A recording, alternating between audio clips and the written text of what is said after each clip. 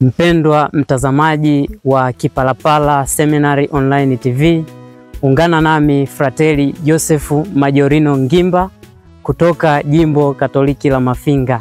Ninakuletea historia fupi ya Jimbo Katoliki la Mafinga ikiwa umetimia mwaka mmoja tangu kuanzishwa kwake.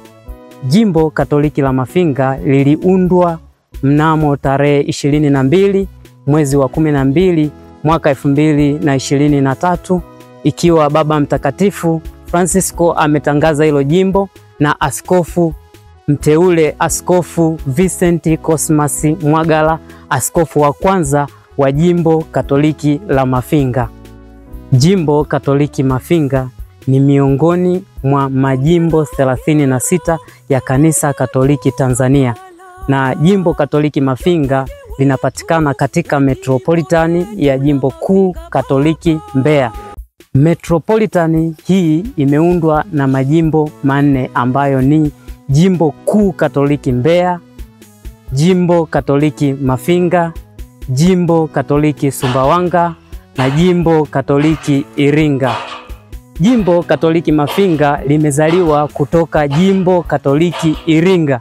Ikumbukwe kuwa Jimbo Katoliki Mafinga linatokana na uinjilishaji wa miaka 125. Uinjilishaji huo ulifanyika katika maeneo ya Bonde la Usangu, ambapo miongoni mwa parokia ambazo ziliinjilishwa mwanzoni ni parokia ya Madibila, ambapo hii ilifanyika mwaka 1897.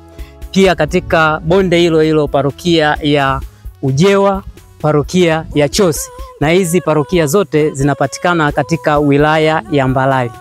Wakati wa kuundwa kwake, Jimbo Katoliki Mafinga lilikuwa na parokia 17, na kwa sasa parokia ziko 19 zikiwa zimeongezeka parokia 2 na parokia teule 4 ambazo ni Iongole, Lumwago, Igawa na Imea.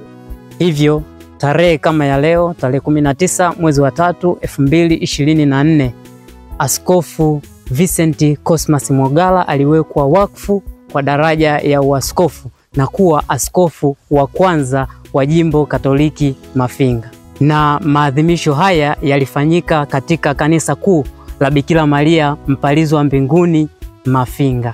Tunavyofanya kumbukumbu ya mwaka mmoja tangu kuundwa kwake, tunamshukuru Mwenyezi Mungu kwa zawadi kuu hii ambayo ametujalia hasa sisi wana Mafinga kwa uinjilishaji huu unaoendelea. Asanteni sana.